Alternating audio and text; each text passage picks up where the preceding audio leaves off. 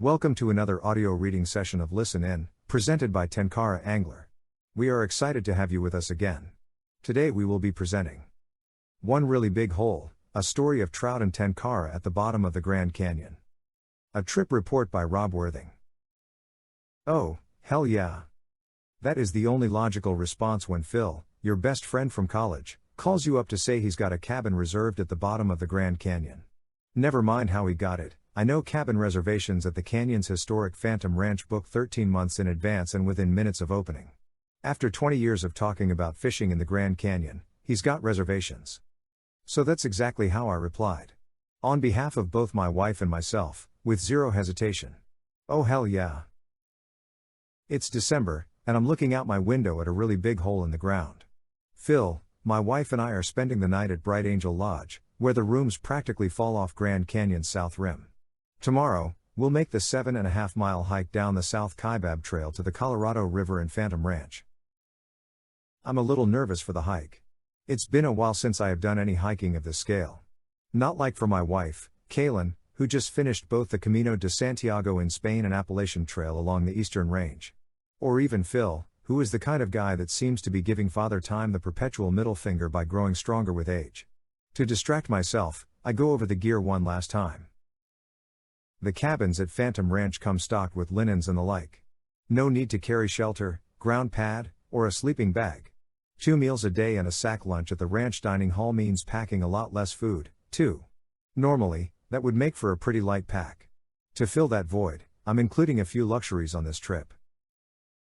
Weather at the rim is cold this time of year, with snow and ice a real possibility on the upper section of the trail. Days are warmer at the bottom, but still cold when the sun goes down. My base pack weight for a winter trip usually comes in around 10 pounds.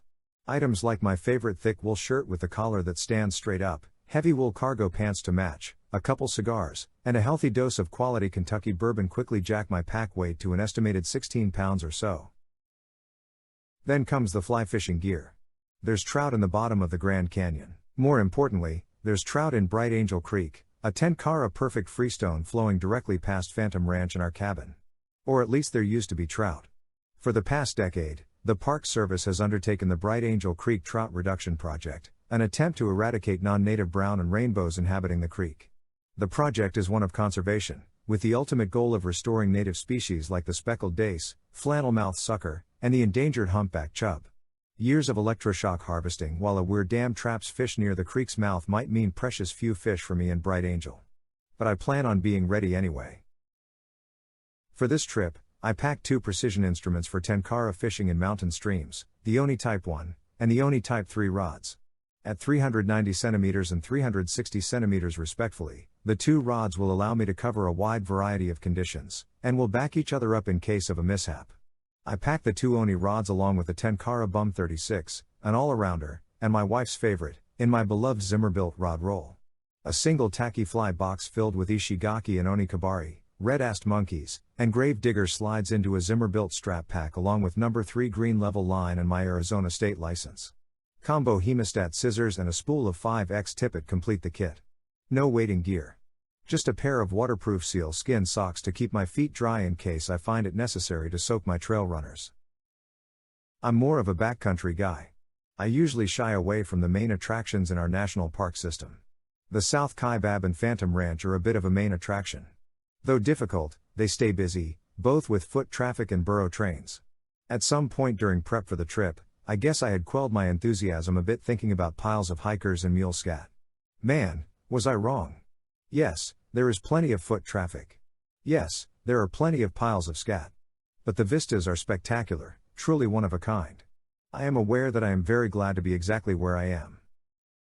Halfway down, I approach a hiker that looks like he could use a break from his uphill slog. He's carrying a 4-weight sage and a rod tube strapped to the side of his pack, and I happily provide him with an excuse to stop and rest. Do some fishing? How was it? Yeah, did a lot of fishing, but no catching, he replied in between huffs.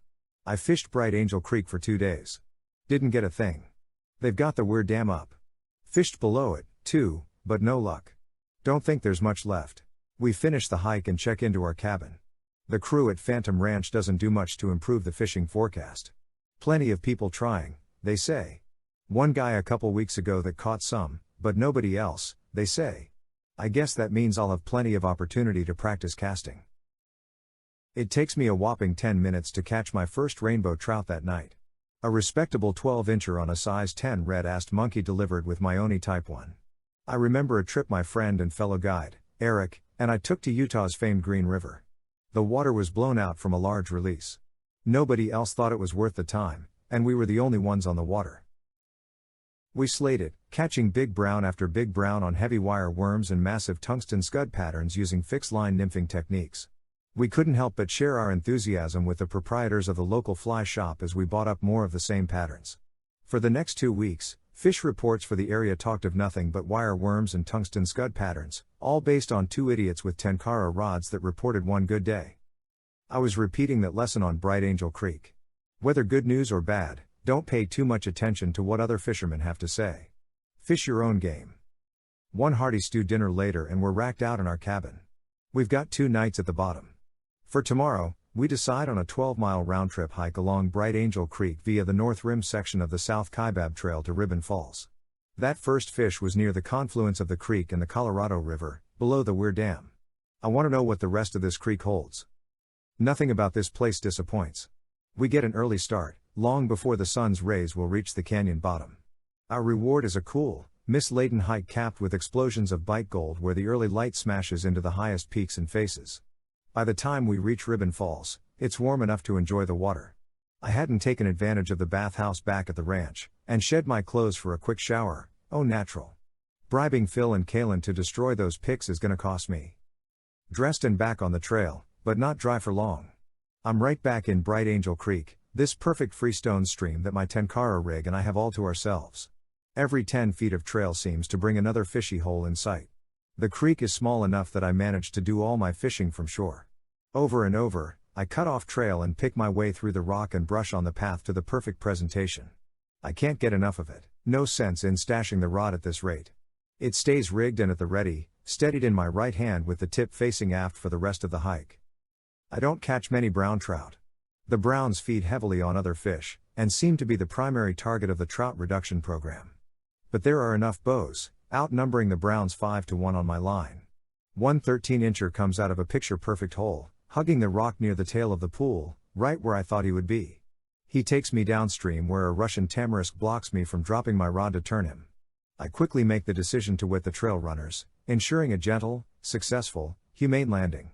We might be in the middle of a trout reduction program, but no sense in breaking good habits with bad substitutions. My seal skins will once again prove to be worth their weight in gold with these wet shoes. With lush riparian lines along gin-clear creeks breaking up layer upon layer of differentially colored rock as old as time, the trail back to the south rim turns out to be even more impressive than the South Kaibab we took down. My legs turn out to be up to the task of the trip as well. Despite 7.5 miles down, followed by 12 miles along the creek, and a mild hangover to start the morning, it turns out they sell beer at Phantom Ranch. We managed to kill the 10-mile uphill grunt in around 4 hours. Grand Canyon's upscale El Tovar restaurant is on the menu for dinner. Steaks and a bottle of red are well earned, and that much more tasty for it. Tomorrow, we fly out. The trip turned out to be beyond great. Better than anticipated, really. And after 20 years, there was a lot of built-up anticipation. At dinner, I catch myself contemplating the trout reduction program. Back in Utah, we've seen successful use of all-natural insecticides to clear invasive brown and rainbows followed by replacement of native Bonneville cutthroat in some of Salt Lake City's streams. I can understand the need to avoid such a program in the case of Bright Angel, but I can't help wondering about the limitations of an electroshock strategy. Part of me hopes it isn't too successful, leaving a few trout to chase. But the better part of me recognizes the importance of such a conservation effort, and looks forward to the day when I can return to Phantom Ranch to chase a not-so-endangered humpback chub on the fly. Thank you for spending this time with Tenkara Angler. Let us take a moment to share this about the author.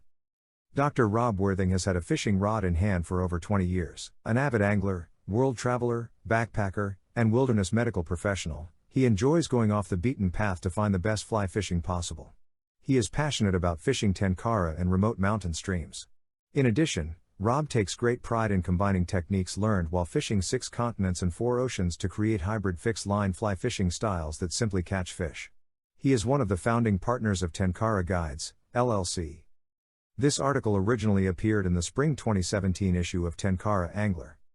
Do you have a story to tell? A photo to share? A fly recipe that's too good to keep secret?